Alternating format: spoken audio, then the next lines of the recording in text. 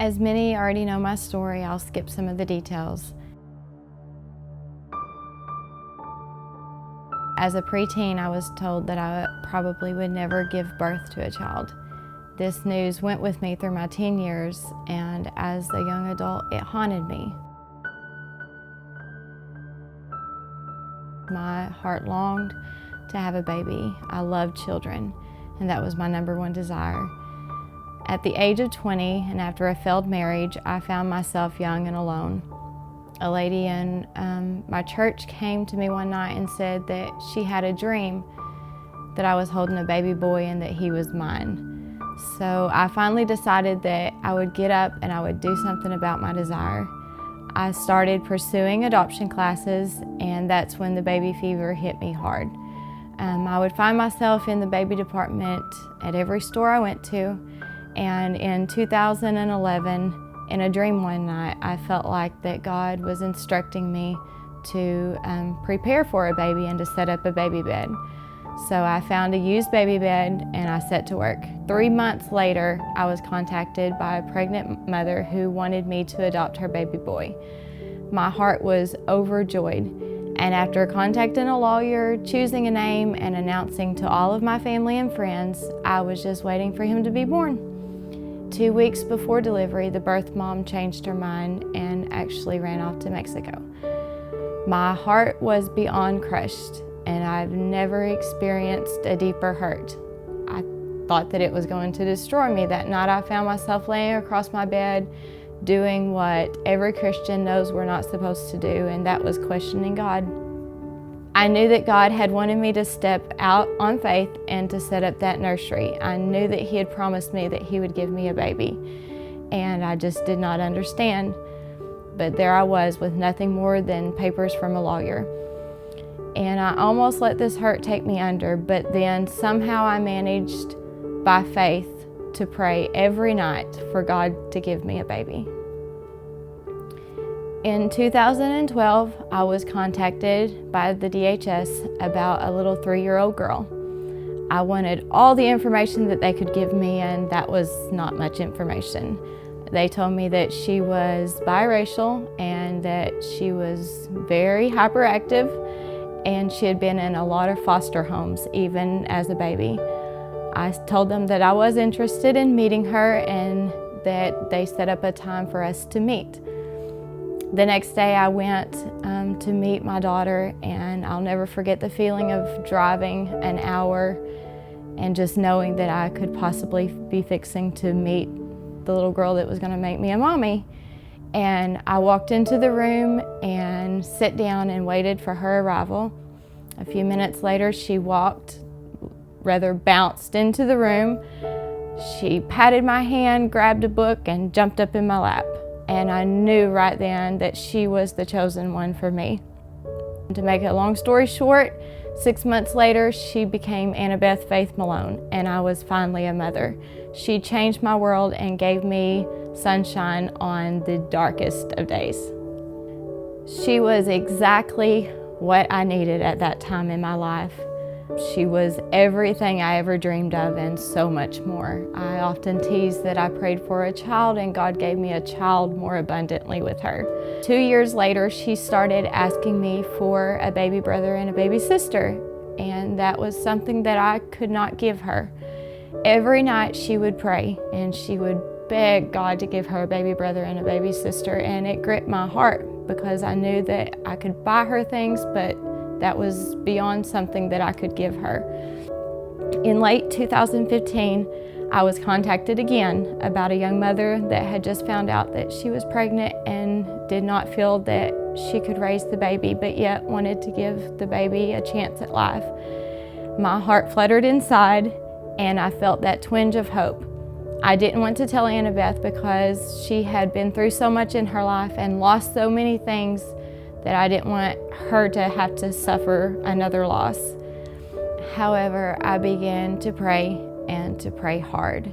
A part of me just knew that it was going to be a baby boy because of the dream that had been told to me so many years before, and it was finally coming to pass. And yet there was that part of me that wished for a girl, a sister for Annabeth to grow up with, to be her best friend, to take care of me when I get old.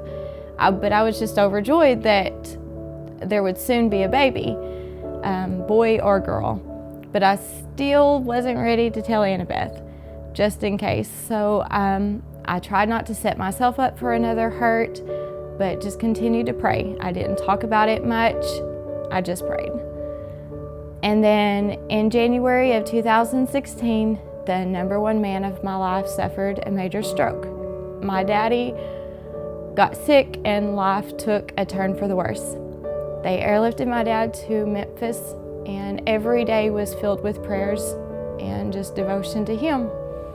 When he was released from the hospital, life back at home was far from normal. Me and my brothers were taking turns every night sitting up with him. On January 27th, my family bought me a cake and we celebrated my 30th birthday. There at my parents' house, my dad in his recliner and us gathered around his chair encouraging him and trying to get him to do some physical therapy and different things. And I can remember I was standing at his chair when I got a message about this baby. This baby had been born in Little Rock and was in foster care. I looked down at my phone and my emotions went crazy. When you take a child in foster care, there's always that fear that you can have them for a month and lose them, you can have them for a year and lose them.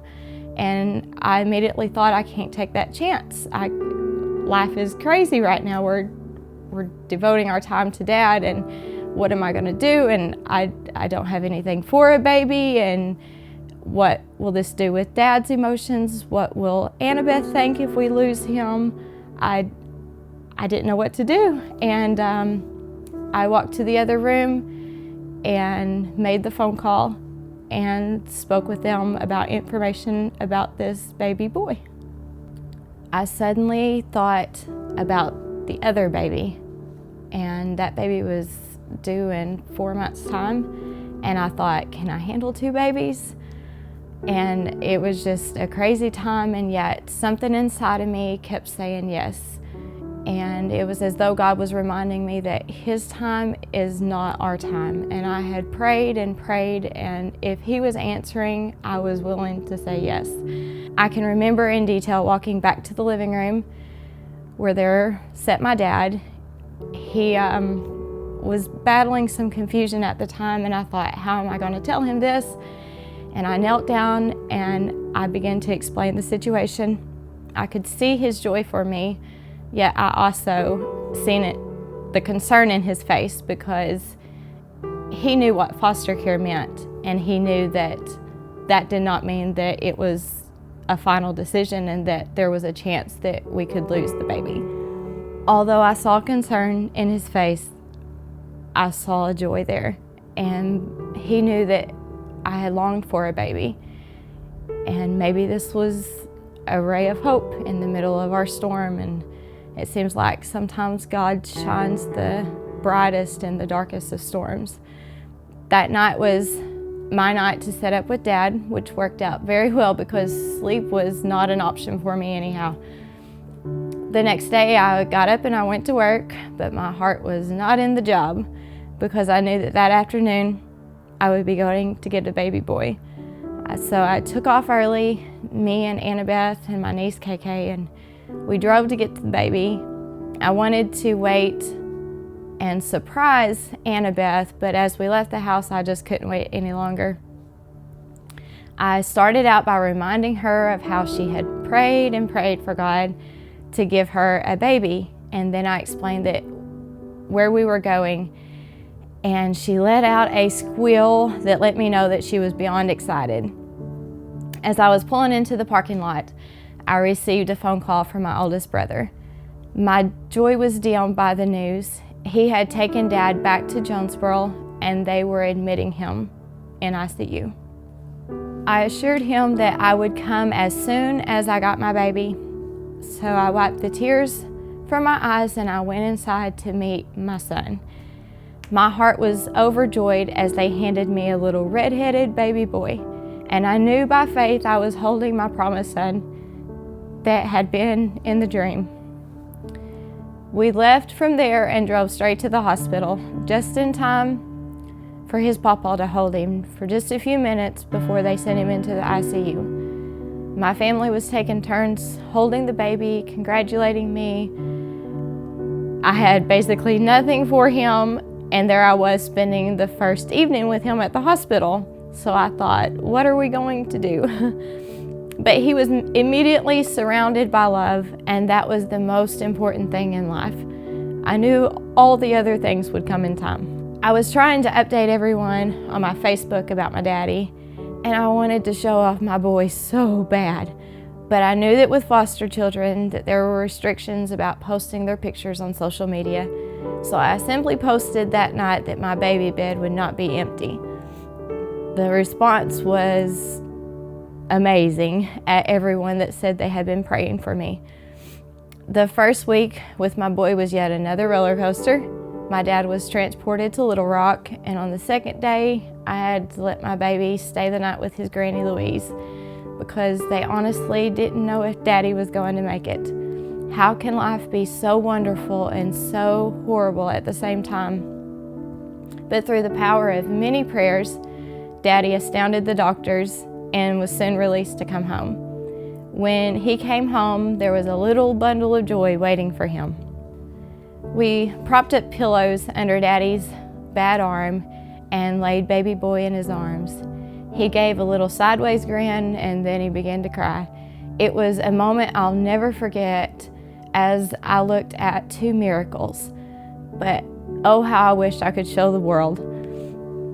It was prayers that had been prayed recently and prayers that had been prayed for years, and there was the results.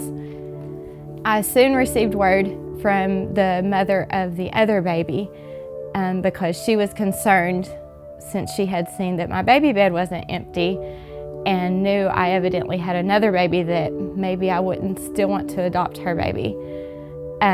That's when I knew that things were serious and that she really did want me to raise her baby. And a month later, I found out the baby was going to be a girl, and that's when I decided to tell Annabeth the news. I purchased a little cowgirl onesie off the Facebook yard sale site, and when I got home from work one day, I just held it up for her, and it took her a little bit because she knew that Bubba wasn't going to wear that. And all of a sudden, I told her that we were going to have another baby and that God had heard her prayers and was giving her exactly what she asked for, a baby brother and a baby sister. On Mother's Day, May 8th, 2016, my miracle baby girl was born, Chloe Grace Malone.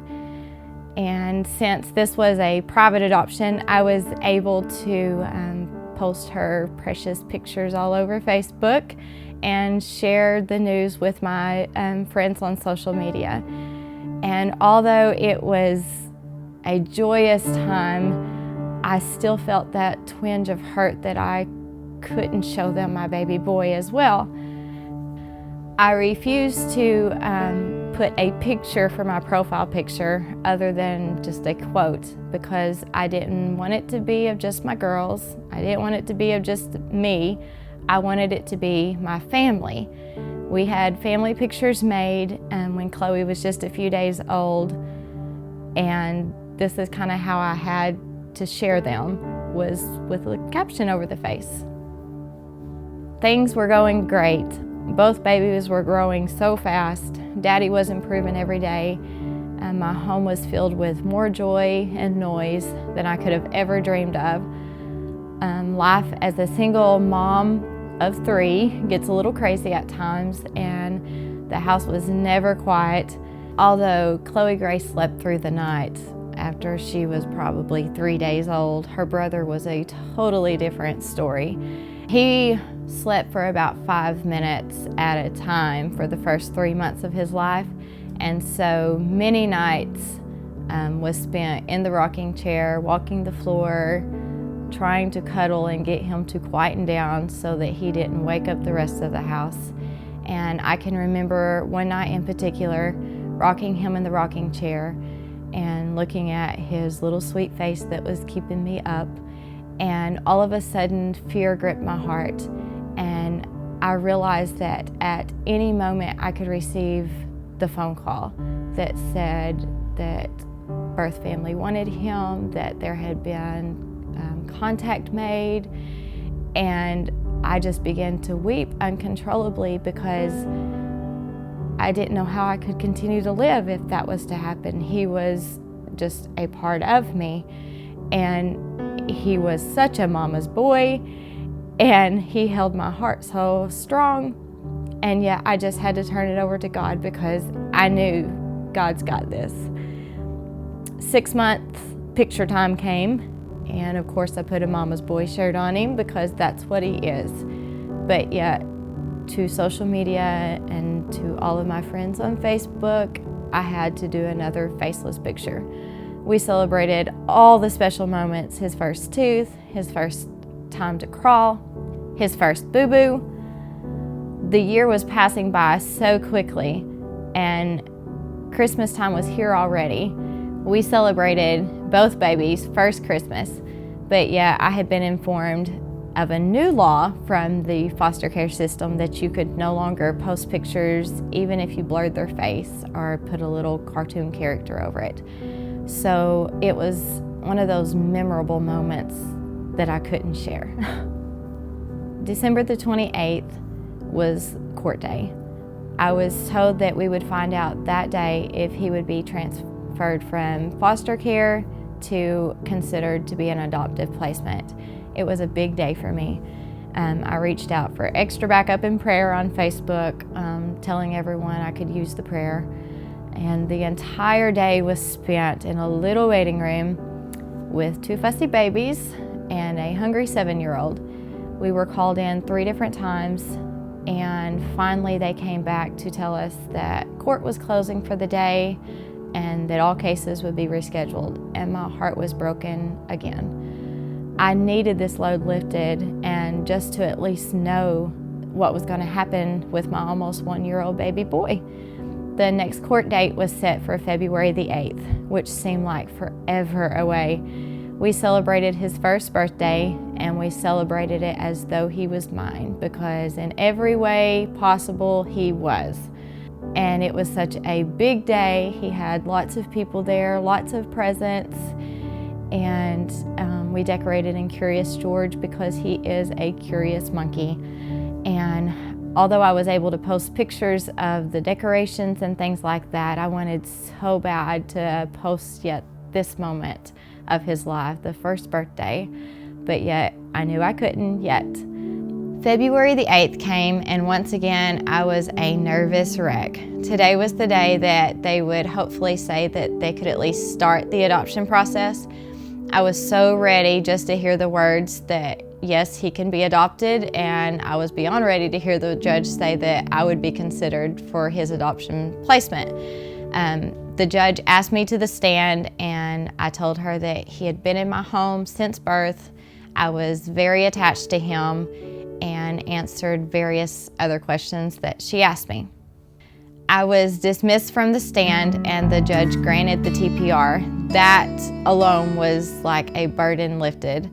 I knew that there would be 2 more hearings before the final adoption day, but then the judge told the court to skip the next 2 hearings, and she set the adoption date for March the 27th. I walked out of there not only knowing that my baby boy would be mine, but having a date of it all being final.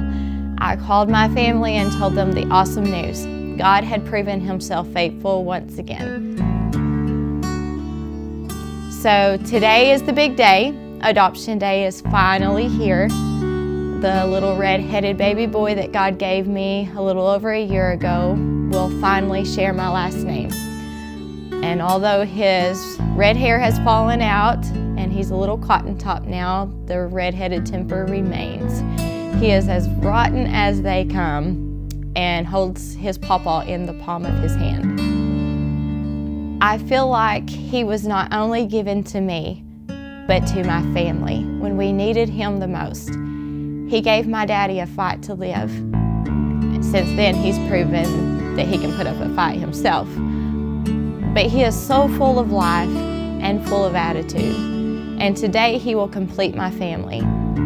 3 babies from 3 different circumstances, from 3 different birth moms, and they'll become legal siblings today, but have been real siblings forever. God heard my prayers that I prayed years ago, and then he heard the prayers of a little girl that wanted a baby brother and a baby sister. I've had the privilege of sharing my girls with you, and today I would like you to meet Jace Leon Malone. The cartoon faces have been removed, and soon a new profile picture will take the place of a quote, because today we are forever family. It is with my pride and joy that I officially let you meet Jace.